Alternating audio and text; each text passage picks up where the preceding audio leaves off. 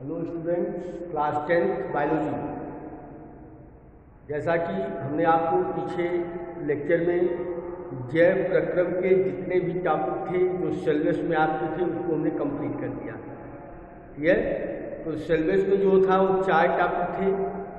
जैव प्रक्रम में लाइफ प्रोसेस में जो पहला चैप्टर था उसमें 4 चैप्टर थे। उस चारों चैप्टर को हम वीडियो के माध्यम से, PDF के माध्यम से आपको कंप्लीट करा दिए। ठीक है, और उसमें जो 4 चैप्टर थे उसमें जो पहला था टॉपिक था वो पोषण कहलाता था, दूसरा जो श्वसन था, तीसरा परिवहन और चौथा उत्सर्जन है। मतलब ये आपके सिलेबस में थे। बाकी जो 2 टॉपिक ऐसे हैं जो आपके सिलेबस में नहीं है, जैसे प्रकाश संश्लेषण का एक टॉपिक था, वाष्पोत्सर्जन का एक टॉपिक था। ये 2 टॉपिक आपके सिलेबस में नहीं थे, लेकिन हम समय समय पे आपको इसके बारे में भी आपको जब पढ़ाते रहेंगे, रिपीट करते रहेंगे, दोहराते रहेंगे, उसमें आपको हम इसके बारे में भी दोहरा देंगे, रिपीट कर देंगे। और अब जो होता है, जो अगला जो चैप्टर आता है वह तीसरा चैप्टर है, पौधों और जंतुओं में जनन। जो दूसरा जो चैप्टर आपका है वह आपके सिलेबस में नहीं है, जिसका नाम होता है, उस चैप्टर का नाम है जंतुओं तथा पौधों में नियंत्रण एवं समन्वय। तो जंतुओं एवं पौधों में नियंत्रण एवं समन्वय जो वाला चैप्टर है वह आपके सिलेबस में नहीं है, उसको पूरे सिलेबस से आपको हटा दिया गया है। अब उसके बाद जो तीसरा जो चैप्टर आता है, पौधों एवं जंतुओं में जनन आता है, जो कि हमने आपको लिखा है। तो reproduction in plants and animal, और वह जो होता है उसको हिंदी में कहते हैं पौधों एवं जंतुओं में जनन। तो पहले हम समझते हैं जनन क्या होता है, रिप्रोडक्शन क्या होता है। ठीक है, तो जनन जो होता है ये एक विधि होती है। इसके द्वारा प्रत्येक जीवधारी जो होता है वह अपने समान क्या करता है, संतान उत्पन्न करने की क्षमता रखता है। तो प्रत्येक जीवधारियों के द्वारा अपने समान संतान उत्पन्न करने की जो क्षमता होती है उसी को हम जनन कहते हैं, जिससे जीवन की निरंतरता क्या होती, बनी रहती है। तो प्रत्येक जीवधारी जीवन की निरंतरता को बनाए रखने के लिए अपने समान जो संतान उत्पन्न करने की क्षमता रखता है उसी को हम जनन कहते हैं। और जनन के द्वारा उसकी जो जाति होती है, उसका जो वंश होता है वह पीढ़ी दर पीढ़ी क्या होता है, बना रहता है। अगर जीवधारी जनन की क्रिया न करे, रिप्रोडक्शन न करे, तो उसकी जात, उसकी वंश क्या होगी, समाप्त हो जाएगी। तो दूसरे में भी कहा जा सकता है कि प्रत्येक जीवधारी का होता है जंतु और पौधे दोनों, प्रत्येक जीवधारी अपनी समान अपनी जाति को, अपने वंश को बनाए रखने के लिए अपने समान संतान उत्पन्न करता है। जब अपने समान संतान उत्पन्न करता है उसी को जनन करते हैं। जैसे पौधे है, पौधे के समान, जंतु जो है जंतु के समान क्या करते हैं, संतान उत्पन्न करने की क्षमता रखते हैं। ठीक है, इस प्रोसेस को जनन करते हैं। एक बार समझ लीजिए कि प्रत्येक जीवधारी जो होता है वो अपनी जाति को, अपने वंश को बनाए रखने के लिए अपने समान संतान उत्पन्न करने की क्षमता रखता है, उसी को जनन करते हैं, उसी को रिप्रोडक्शन करते हैं। और इसी के द्वारा जीवन की निरंतरता क्या होती, बनी रहती है, और पीढ़ी दर पीढ़ी जो है उस संतानों की वंशागत होती जाती है। इसके बाद जनन जो होता है 2 प्रकार का होता है, एक अलैंगिक जनन, दूसरा होता है लैंगिक जनन। ये और पौधों और जंतुओं में जो होता है अलग अलग विधि से होता है। ये पहले हम आते हैं पौधों में लैंगिक जनन। पौधों में लैंगिक मतलब अलैंगिक जनन कैसे होता है। ये अलैंगिक जनन का मतलब होता है इसमें नर और मादा जो होते हैं वो भाग नहीं लेते हैं, मतलब नर और मादा जो होता भाग नहीं लेते हैं। इसमें पौधों में जो अलैंगिक जनन की क्रिया होती है तो उसमें केवल होता है एक जीव भाग देता है या एक मात्र कोशिका भाग लेती है, और उसी मात्र कोशिका से नए जीवों का निर्माण होता है। या कहीं कोई एक कायिक कोशिका, कोई एक सोमैटिक कोशिका भाग लेती है, और उसी कायिक या सोमैटिक कोशिका के द्वारा जो होता है नए जीवों का निर्माण होता है। ये नए जीव तब बनते हैं जब अनुकूल वातावरण होता है, अनुकूल परिस्थितियाँ होती हैं। अगर प्रतिकूल वातावरण है उसमें जो है नए जीवों का निर्माण नहीं होता है। केवल आप ये समझिए कि अलैंगिक जनन वह जनन कहलाता है जिसमें जो होता है केवल एक जीव या केवल एक कायिक कोशिका भाग लेती है और वही कायिक कोशिका अनुकूल परिस्थितियों में अंकुरित होकर के नए पौधों का निर्माण करती है। तो कहने का मतलब होता है जनन कितने प्रकार का होता है, 2 प्रकार का होता है। एक होता है अलैंगिक जनन और लैंगिक जनन, ठीक है, अलैंगिक जनन। दूसरा होता है लैंगिक जनन, लैंगिक जनन, या इसी को हम इंग्लिश में कहते हैं asexual reproduction, asexual reproduction and sexual reproduction. ये 2 प्रकार से होता है लैंगिक जनन की क्रिया होती है। इससे पहले हम आपको पहला समझा रहे हैं, ठीक है। अलैंगिक जनन हमने अभी बताया कि अलैंगिक जनन की क्रिया में केवल जो होता है वह केवल एक जीव भाग लेता है या एक दैहिक कोशिका भाग लेती है या सोमैटिक कोशिका भाग लेती है और उसी सोमैटिक सेल्स के द्वारा जो होता है नए जीवों का निर्माण होता है। ध्यान सुनते जाइए, ये अलैंगिक जनन की क्रिया वह क्रिया कहलाती है जिसमें केवल एक जीव या केवल जो होती है कायिक कोशिका या दैहिक कोशिका भाग लेती है और ये कोशिका जब अनुकूल परिस्थितियां होती हैं उन परिस्थितियों में विकसित होकर के नए जीवों का निर्माण करती है। या सीधा सीधा समझिए कि इसमें जो होता है नर और मादा युग्मक की आवश्यकता नहीं होती है, इसमें जो जीव होते हैं वह एक ही मातृ कोशिका से विकसित होते हैं या एक ही जीव से विकसित होता है। तो अलैंगिक जनन की क्रिया में जो होता है एक ही मातृ कोशिका से जो होते नए जीवों का निर्माण होता है और ये जीव विकसित होकर के जो होती हैं पीढ़ी दर पीढ़ी संतति जो होती है उसकी होती रहती है। अब अलैंगिक जनन की क्रिया जो होती है वह अधिकांशतः जो होता है जो निम्न कोटि के जंतु होते हैं वह उनमें पाया जाता है, जैसे जीवाणु है, प्रोटोजोआ है, यह जो है उन सब में पाया जाते हैं, शैवाल है उनमें पाया जाता है। तो अलैंगिक जनन की जो क्रिया होती है वह कई प्रकार की होती है। पहला इसमें आता है विखंडन की बात। अलैंगिक जनन की क्रिया जो है इसमें पहला होता है विखंडन होता है और विखंडन या विखंडन हम करें इसमें पहला पॉइंट होगा, इसको हम बाइनरी फिशन करते हैं या फिशन करेंगे, ये फिशन या इसको हम कहते हैं बाइनरी फिशन या जो होता है मल्टीपल फिशन, ये जो होता है कहलाता है। देखिए यह जो होता है अलैंगिक जनन की जो होती सबसे सरलतम विधि होती है और ये अधिकांशतः जो होता है एक कोशिकीय जीवों में पाया जाता है, जैसे जीवाणु और प्रोटोजोआ के अंतर्गत पाया जाता है। इसमें जो होता है एक मात्र कोशिका जो होती है वह विभाजित होकर के 2 संतत कोशिकाओं का निर्माण करती है। जैसे अमीबा जो होता है, अमीबा का कोई आकार नहीं होता है, मान लीजिए अमीबा है, अमीबा का कोई निश्चित आकार नहीं होता है, और ये जो होता है अमीबा जो होता है विभाजित हो जाता है, जिसके अंदर विभाजन क्या होता है 2 प्रकार से होता है। एक कोशिका द्रव्य का विभाजन होता है, दूसरा जो होता है केंद्रक का विभाजन होता है। इसमें क्या होता है कोशिका द्रव्य और केंद्रक दोनों क्या होते हैं साथ साथ विभाजित।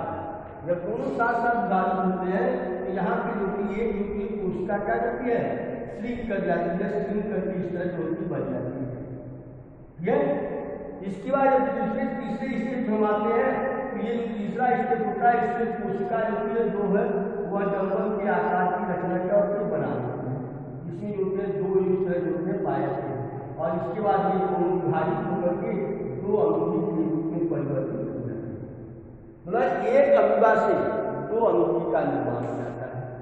यह तो कल यह विखंडन की क्रिया कराती है। फिर समझ लीजिए विखंडन की क्रिया अधिकांशतः एक कोशिकीय जीवों में पाया जाता है, जैसे जीवाणु और अमीबा के अंदर प्रोटोजोआ संघ के अंतर्गत पाया जाता है।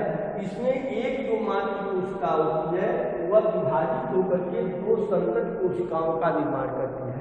जब 2 संतत कोशिकाओं का निर्माण करते हैं तो उसको हम द्विविखंडन करते हैं। इसी तरह 2 से अधिक अगर संतत कोशिकाओं का निर्माण करती है तो उसको बहुविखंडन करते हैं। जैसे प्लाज्मोडियम होता है, मलेरिया जो पैरासाइट होता है, जो है मलेरिया उत्पन्न करने वाले जो जीव होते हैं उसको हम प्लाज्मोडियम कहते हैं और प्लाज्मोडियम जो होता है उसके अंदर बहुविखंडन की क्रिया होती है। उनमें एक से अधिक जो है संतत का निर्माण होता है, डाटर सेल्स का निर्माण होता है और ये क्रिया कब होती है? जब अनुकूल वातावरण होता है, फेवरेबल कंडीशन होती है, उसी समय ये होता है। तो इसमें आप ये बताएंगे कि होता है, कहेंगे कि जो होता है कि विखंडन की जो क्रिया होती है यह अलैंगिक जनन की सबसे सरलतम विधि होती है और ये अधिकांशतः एक कोशिकीय जीवों में क्या होता है पाया जाता है।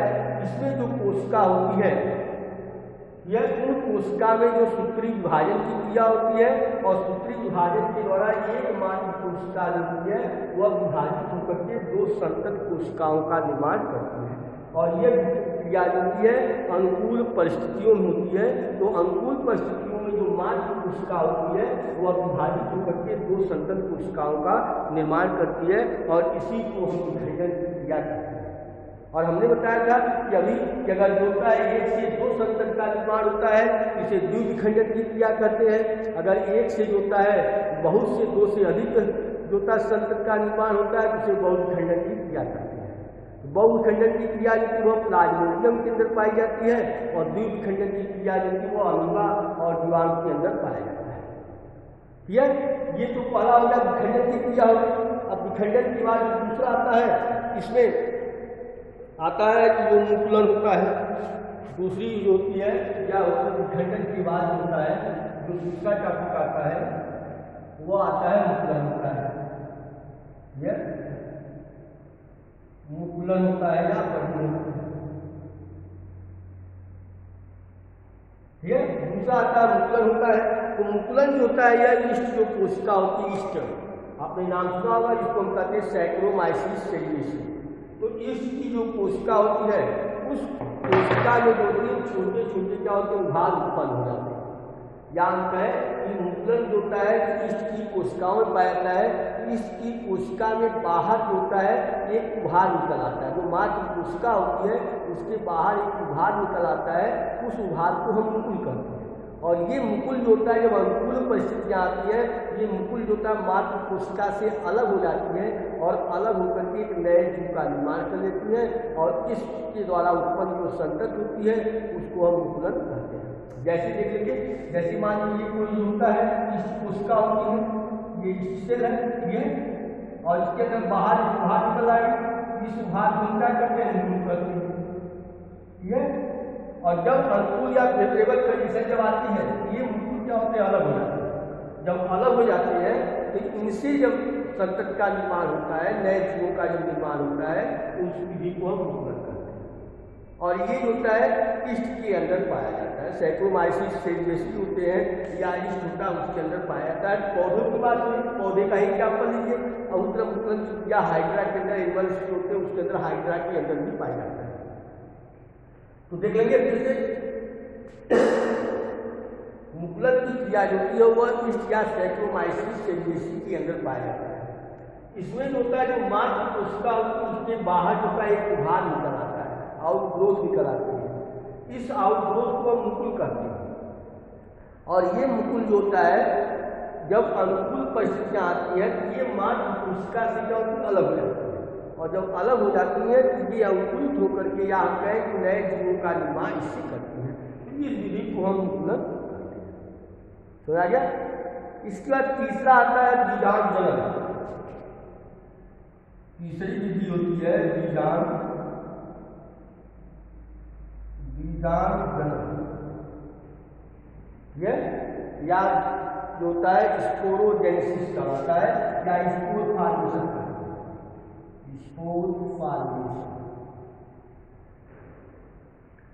बीजांड जनन।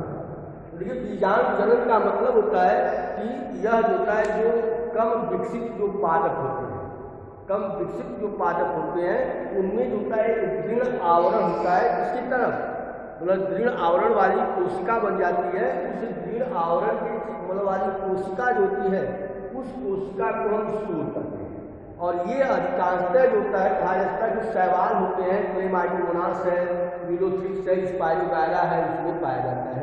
जैसे देख लेंगे ये जो होता है ये जो होता है स्ट्रक्चर इससे बना होगा, यह उसमें जो होता है एक स्ट्रक्चर बनता है उसको डंबल के आकार की रचना इससे बन जाती है। ठीक है, तो ये जो डंबल के आकार की रचना बनती है इसको हम बीजाणु धानी ये कहलाता है, बीजाणु धानी कहलाता है। बीजाणुधानी। इस बीजाणुधानी के अंदर क्या होते हैं, ये बीजाणु क्या होते हैं, पाए जाते हैं, इसको हम कहते हैं बीजाणु। तो कई अधिकांशतः जो कुछ शैवाल होते हैं, उन शैवालों के अंदर जो होता है कि जो उसकी मात्र कोशिका होती है, उस मात्र कोशिका के ऊपर जो होता है गुंबद के आकार की रचना बन जाती है। उस गुंबद के आकार की रचना को हम बीजाणुधानी कहते हैं। जब अनुकूल परिस्थितियाँ आती हैं तो ये बीजाणुधानी क्या करती है कि जल को अवशोषित कर लेती है। जब जल को अवशोषित करके ये स्वेल कर जाती है, बीजाणुधानी जो कि फूल जाती है और जिससे वो फट जाती है, और जब फट जाती है तो इसके अंदर जो स्पोर होते हैं, बीजाणु होते हैं, वो जमीन पे गिर जाते हैं। और जब जमीन पे गिर जाते हैं तो उसमें अंकुरण की क्रिया हो जाती है और अंकुरित होकर के नए पौधे का या नए जीवों का निर्माण हो जाता है। तो इसमें आप ये देखेंगे बीजाणु जनन की क्रिया होती है जो कम विकसित पौधे होते हैं उन पौधों में पाया जाता है। और इसमें जो उसकी जो मात्र कोशिका होती है, उस मात्र कोशिका के ऊपर जो है गुंबद के आकार की रचना बन जाती है। उस गुंबद के आकार की रचना को हम बीजाणुधानी कहते हैं। और बीजाणुधानी जब अनुकूल परिस्थितियाँ आती हैं, ये बीजाणुधानी जल को अवशोषित कर लेती हैं और अवशोषित करके फूल जाती हैं, जिससे होता हुआ बीजाणुधानी फट जाती है। और फटने के बाद उसमें से बीजाणु क्या होते हैं, बाहर निकल आते हैं और ये बीजाणु विकसित होकर के नए पौधे का निर्माण कर लेते हैं। समझा गया? ये कहलाता है, क्या कहलाता है, स्पोर फॉर्मेशन कहलाता है या बीजाणु जनन कहलाता है। इसके बाद अगला आता है खंडन, आता है फ्रेगमेंटेशन होता है। चौथा जो होगा वह खंडन कहलाता है, खंडन या फ्रेगमेंटेशन। फ्रेगमेंटेशन, इसमें देखिए फ्रेगमेंटेशन का मतलब क्या होता है कि मान लीजिए कोई कोशिका है, वह कोशिका क्या होती है, टूट जाती है। होती है जैसे स्पाइरोगायरा वगैरह होता है। इस स्पाइरोगायरा के अंदर जो होता है, जो कुंतंत्र होते हैं वो छोटे छोटे टुकड़ों में क्या होते हैं, टूट जाते हैं। जैसे मान लीजिए ये होता है कोशिका होती है, मानव कोशिका ऐसे मानव बनी होती है, ये मानव कोशिका क्या होती है, टूट जाती है, अलग हो जाती है। जब अलग हो जाती है तो इससे होते हैं कि दो जो मानव कोशिकाओं का ऐसे निर्माण होता है, टूट करके ये अलग हो जाती है। जब ये टूट करके अलग जाती है, आपको ऐसे समझ लीजिए इसमें जो होते हैं, जो फ्रेगमेंट होते हैं ऐसे टूट जाते हैं, ये अलग अलग हो जाते हैं। तो ये जो फ्रेगमेंट अलग अलग जाते हैं, टूट जाते हैं, टूट करके नए जीवों का निर्माण कर लेते हैं। ये तो कर्नल यह होता है कि स्पाइरोगायरा होता है, स्पाइरोगायरा के अंदर जो पाया जाता है, इसमें स्पाइरोगायरा के अंदर जो मात्र कोशिकाएं होती हैं, ये मात्र कोशिकाएं टूट करके जो होता अलग हो जाती हैं और प्रत्येक जो होता है खंड से, प्रत्येक भाग से एक नए जो है पौधे का निर्माण हो जाता है। तो इसी को हम खंडन की क्रिया करते हैं। और ये सब जितनी भी क्रियाएं होती हैं वह सब क्या होता है, फेवरेबल कंडीशन में होता है, अनुकूल वातावरण में होता है। यह इसका चौथे के बाद अगला जो आता है वो आता है कायिक जनन की क्रिया। तो चौथे के बाद जो पांचवा नंबर होता है वह कायिक जनन कहलाता है, कायिक जनन या वेजिटेटिव रिप्रोडक्शन। वेजिटेटिव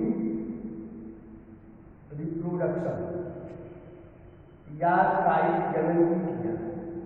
यह अब देखिए कायिक जनन क्या होता है, यह जो होता है कि अलैंगिक जनन की एक विधि होती है, अलैंगिक जनन का ही एक भाग होता है।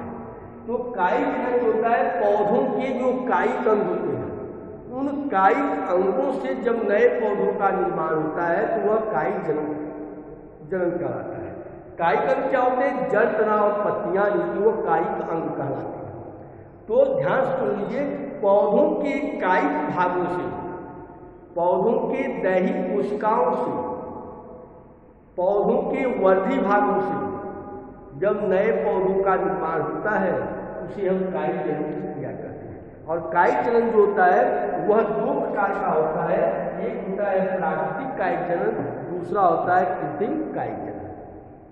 मतलब कायिक जनन क्या हो गए, दो प्रकार हो गए, एक होता है प्राकृतिक, प्राकृतिक कायिक जनन, एक होता है प्राकृतिक कायिक जनन प्राकृतिक कायिक जनन और दूसरा होता है कृत्रिम कायिक जनन।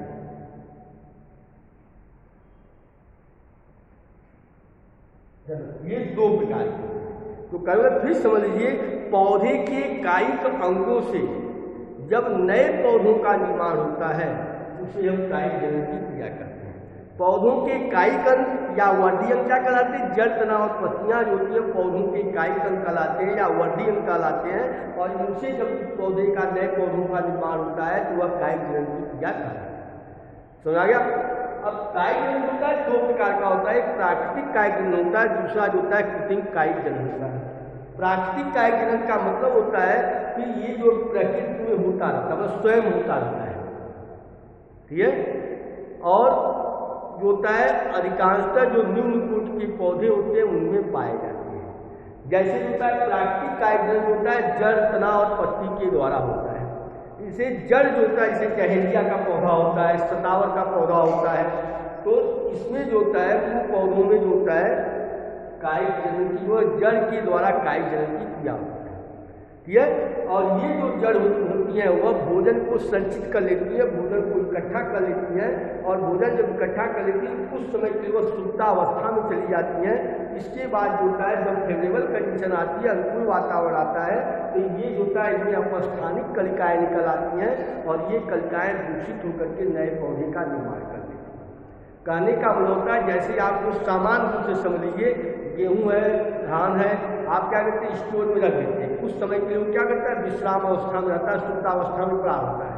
लेकिन जैसे ही उसकी सीजन आता है, उसका वातावरण आता है, उसका अनुकूल परिस्थितियाँ आती हैं, वो अंकुरित होने लगती है। उसी तरह कह रहा है कि जो प्राकृतिक कायिक जनन में जो जड़ के द्वारा कायिक जनन होता है उसमें जैसे चहेलिया, सतावर आदि पौधे आते हैं, ये पौधे जो होते हैं कुछ समय के लिए विश्रामावस्था में चले जाते हैं। मतलब पौधे जो होते हैं ये पौधे क्या करते हैं भोजन को संचित कर लेते हैं, भोजन को इकट्ठा कर लेते हैं, और जब भोजन को इकट्ठा कर लेते हैं तो कुछ समय के लिए जो होते हैं ये रेस्टिंग पीरियड में चले जाते हैं, विश्रामावस्था में चले जाते हैं। और जब विश्रामावस्था में जाते हैं तो वहाँ तो वह उसी तरह सुप्तावस्था में पड़े रहते हैं। जैसे ही अनुकूल वातावरण आता है ये विकसित होकर के नए पौधे का निर्माण कर लेते हैं। ये जड़ के द्वारा होता है। उसी तरह तना है, तो तने में आपने देखा हो इसे अदरक है, हल्दी है, जो है आलू है, ये जो होता है तने के द्वारा होता है। ये पौधे भी क्या करते हैं कि जो होता है भोजन को अपना संचित कर लेते हैं, भोजन को संचित करने के बाद ये भी कुछ समय के लिए विश्रामावस्था या सुप्तावस्था में चले जाते हैं। इस तरह कुछ समय के बाद जब अनुकूल परिस्थितियाँ आती हैं तो ये जो होते हैं विकसित होकर के नए पौधे का निर्माण कर लेते हैं। तो जब तने के द्वारा जो होता है जनन की क्रिया होती है तो वह होता है कि प्राकृतिक कायिक जनन कहलाता है। जैसे आप देखते हैं सामान्य रूप से आलू है, आलू जो है कंद कहलाता है, उसको हम काट करके बो देते हैं। ये जब काट करके बो देते हैं तो वह जनन की एक क्रिया होती है, मतलब 1 से 2, 2 से 4 इस तरह बनते चले जाते हैं। गन्ना का पौधा है, गन्ने के पौधे को जो है उसका जो तना होता है कुछ सेंटीमीटर की लंबाई में उसको हम काट देते हैं, काट करके उसको बो देते हैं। उसी से जो होता है एक पौधे से जो होते कई पौधे तैयार हो जाते हैं। तो तने के द्वारा जो कायिक जनन की क्रिया होती है वह प्राकृतिक जनन का जो है भाग होता है। इसके बाद होता है तीसरा आता है पत्ती के द्वारा। पत्ती में जो होता है आपने देखा होगा ब्रायोफिलम एक अजूबा पौधा होता है। उस पौधों की पत्तियां भी छोटे छोटे प्लांटलेट लगे होते हैं, पादप प्लवक लगे होते हैं, मतलब एक तरह से पादपक होते हैं, प्लांटलेट्स होते हैं। ये प्लांटलेट जैसे ही फेवरेबल कंडीशन आती है, अनुकूल वातावरण आता है, तो ये पौधों से जो है अलग होती है और जमीन पर गिर जाती है और इनसे अंकुरित होकर के नए पौधे का निर्माण हो जाता है। ये जो होता है प्राकृतिक कायिक जनन कहलाता है। उसी तरह आता है कृत्रिम कायिक जनन। मनुष्य अपने लाभ के लिए, अपनी आवश्यकताओं के लिए, अपनी आवश्यकताओं की पूर्ति के लिए, अपने स्वार्थ के लिए जो होता है कि नई नई किस्में क्या करता है तैयार करता है। तो जो ये नई नई किस्में तैयार करता है कृत्रिम तरीके से, यह उसको छेड़छाड़ करके उसके पौधों में जो होता है कि उससे छेड़खानी करके जो होता है अपने स्वार्थ के लिए, अपने लाभ के लिए उत्कृष्ट नस्ल जो है तैयार करता है, तो वह होता है कृत्रिम कायिक जनन कहलाता है। तो कृत्रिम कायिक जनन होता है वह यह क्रिया किसके द्वारा होती है? मानव के द्वारा होती है, मनुष्य के द्वारा होती है। और मनुष्य अपने लाभ के लिए, अपने स्वार्थ के लिए, अपने हित के लिए जो है वह ऐसा करता है। और इस विधि के द्वारा उसको उत्तम श्रेणी के पौधे क्या होते हैं या बीज जो होते हैं प्राप्त हो जाते हैं। तो वह जो होता है कि कृत्रिम कायजनन की क्रिया कहलाती है। और कृत्रिम कायजनन जो होता है वह कई प्रकार से होता है, जैसे कलम लगाना आप जानते हैं, जैसे गुलाब का पौधा होता है उसको हम कुछ सेंटीमीटर की लंबाई में उसके तने को काट देते हैं, पीछा काट देते हैं, काट करके उसको मिट्टी में लगा देते हैं। और जब मिट्टी में या गमले में लगा देते हैं तो कुछ दिनों के बाद उसमें आप देखते हैं अपस्थानिक कलिकाएं निकल आती हैं और यही कलिकाएं विकसित होकर के नए पौधे का निर्माण करती हैं। तो ये कलम लगाना कहलाता है, ये कृत्रिम कायजनन कहलाता है। उसी तरह दूसरा आता है दाब लगाना।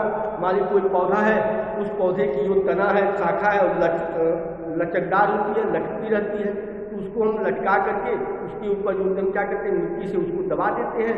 और जब दबा देते हैं तो वह होता है कुछ समय के बाद वहाँ भी अपस्थानिक कलिकाएं निकल आती हैं। जैसे इस तरह देखेंगे, जैसे ये मान लीजिए तना है तो इस तरह लचकदार होता है, इससे होता है इसके ऊपर मिट्टी से हम लगा देते हैं। जब इसको मिट्टी से भर देते हैं, दबा देते हैं, तो कुछ समय के बाद जो होता है यहाँ से अपस्थानिक कलिकाएं निकल आती हैं, यहाँ ढेर सारी अपस्थानिक कलिकाएं निकल आती हैं। इसके बाद इसको यहाँ से काट करके अलग कर देते हैं और अलग करके गमले या मिट्टी में लगा देते हैं और जिससे ये नए पौधे का निर्माण कर देता है। तो इसको हम रोपण विधि करते हैं, ठीक है। और एक दाब लगाना विधि करते हैं, ये मतलब दाब लगाने की विधि कहलाती है।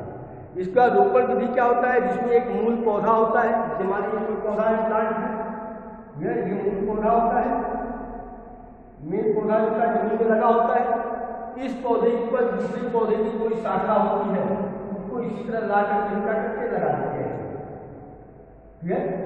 तो ये होता है। इसके बाद यहाँ पर क्या करते हैं, सुतली वगैरह से या जूट के बोरे से बांध देते हैं और बांध करके इसको दम बनाए रखते हैं, दम दिए देते रहते हैं। और जब नमी देते रहते हैं तो कुछ दिनों के बाद यहाँ पर भी अपस्थानिक कलिकाएं ढेर सारी निकल आती हैं।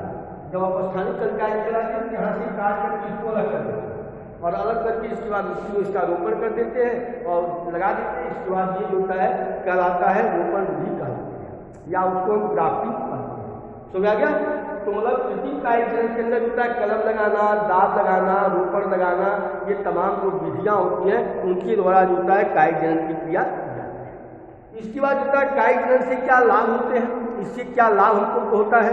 देखिए कायजनन से होता है जिन पौधों में बीज नहीं बनते उन पौधों में कायजनन की क्रिया कराई जाती है।